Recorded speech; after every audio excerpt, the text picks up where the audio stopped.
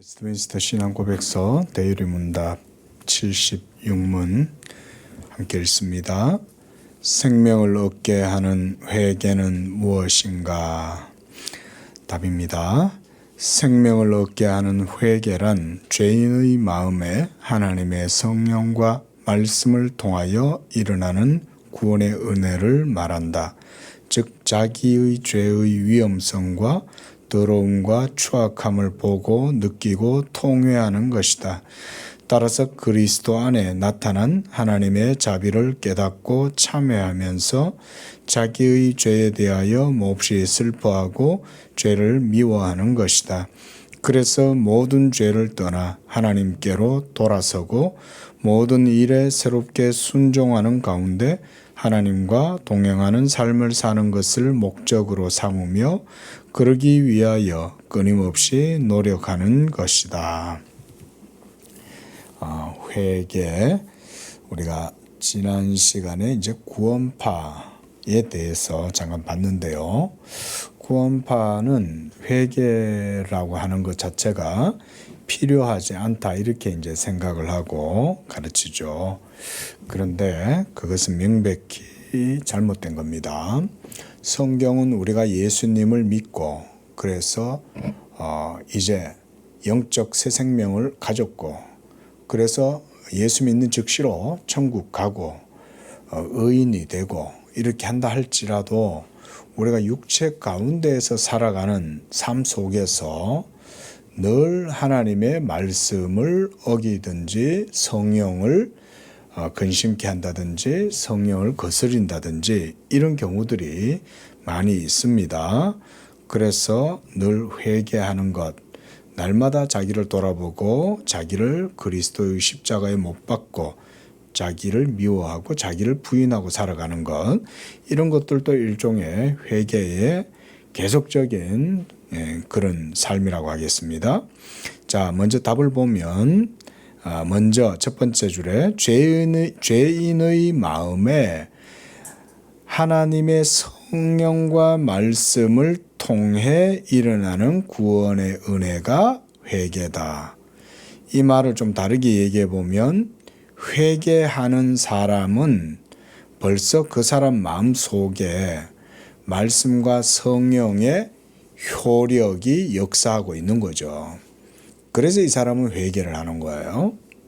왜냐하면 보면 자기 죄의 위험성, 그 죄의 더러움, 추악함 이것을 보고 느끼게 되고 통회하게 되기 때문에 자, 죄의 추악함, 위험성, 더러움 이것을 느낄 수 있는 것은 무엇 때문에 가능합니까? 그냥 그 사람이 다른 사람보다 착해서 그냥 도덕적으로 이 사람은 다른 사람보다 훨씬 더 민감해서 그런 게 아니죠. 그죠? 그 사람 속에 하나님의 말씀과 성령이 역사하시고 일하시기 때문에 그 사람이 죄를 이렇게 느끼게 되는 거예요. 그러지 않으면 이걸 모릅니다. 가끔가다 법정에서 살인죄를 저지른다든지 아니면 아주 추악하고 악한 죄를 저질러 놓고도 법원의 판사 앞에서도 자기 죄를 돌이키지 않고 오히려 희죽거리는 사람들 있잖아요. 원래 죄인들은 그 죄를 사랑하기 때문에 죄를 지어 놓고도 원래 양심의 가책을 느끼지 않는 게 우리 부패하고 타락한 죄인의 모습입니다. 그런데 자기의 죄의 비참함, 추악함 이런 것들을 보고 통회한다는 건 그 사람 속에 벌써 하나님의 영과 진리의 말씀이 역사하기 때문에 그래요. 그래서 그리스도 안에 나타난 하나님의 자비를 깨달아요. 이게 이제 복음의 은혜를 진리의 감화를 받은 사람은 이런 거죠. 그래서 하나님의 자비를 깨닫고 그래서 참회하고 자기 죄를 몹시 슬퍼하고 이어서는 슬퍼한다. 그 다음 미워한다 라고도 했습니다. 당연히 그렇겠죠. 그죠? 그 죄 때문에 문제가 생겼으니까. 그래서 모든 죄를 떠나 하나님께로 돌아서고 모든 일에 이제 그 새로운 마음으로 하나님께 순종하고 그래서 하나님과 동행하는 그런 삶을 살아가려고 이제 힘쓰는 거예요. 이 하나님의 자비가 예수 복음 가운데 내게 주어졌구나. 내가 이제 예수 믿고 죄사함 받았고 믿음으로 의롭다함을 얻었으니 이제 이 믿음의 도를 따라 내가 거룩하고 성결한 삶 가운데로 살아가야겠다라고 이제 힘쓰는 거죠. 자, 이런 게 회개다. 그러니까 회개가 지속적으로 이루어지면 좋긴 한데 그 지속성이 가끔 가다가 보면은 이제 일탈이 일어나고 무너지고 때때로 이렇게 믿음이 식어가지고 그렇게 될 수도 있겠죠. 하지만 그때마다 다시금 또 돌이키고 회개하는 거예요. 그러면 하나님은 미쁘시고 의로우사 우리에게 또 죄사함의 은혜를 주시는 거예요. 그래서 우리는 날마다 예수 십자가를 바라보고 살아가야 된다 그러는 거죠. 자, 77문도 보겠습니다.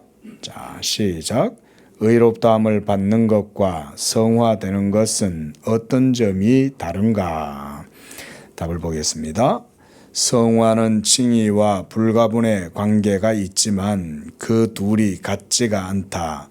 하나님께서는 칭의에서 그리스도의 의를 입혀주시며 성화에서는 하나님의 영이 은총을 부어주신다.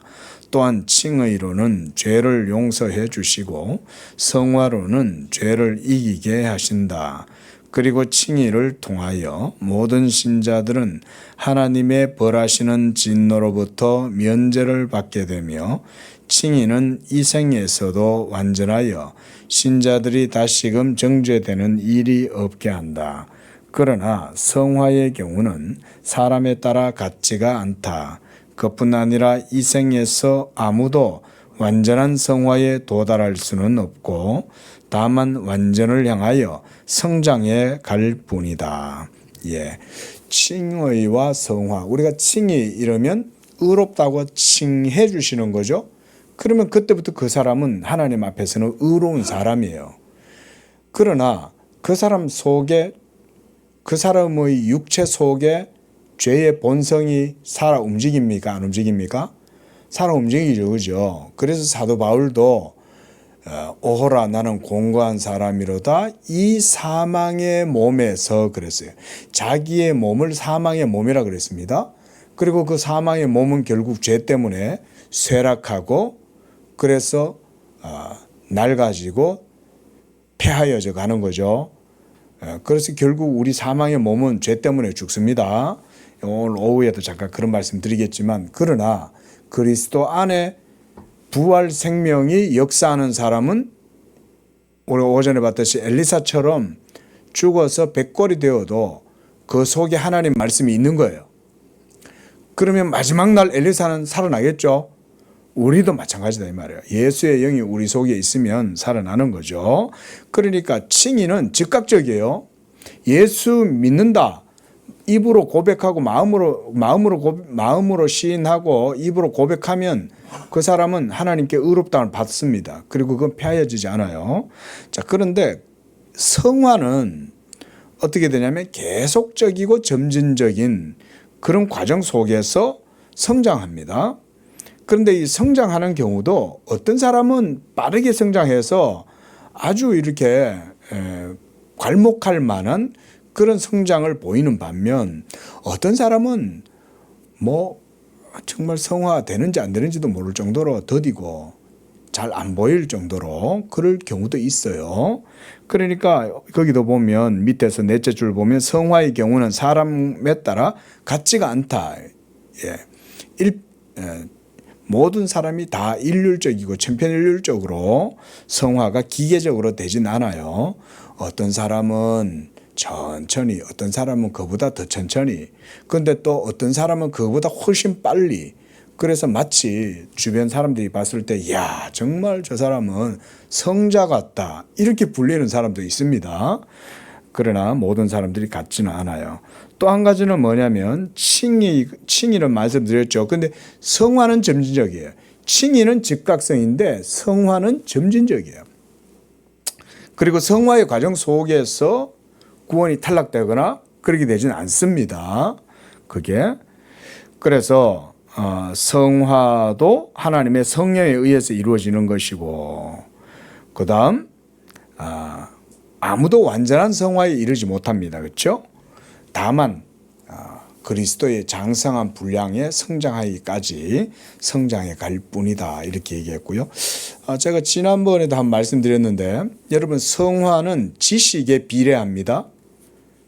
꼭 기억하세요. 그 지식은 예수 그리스도를 아는 지식입니다.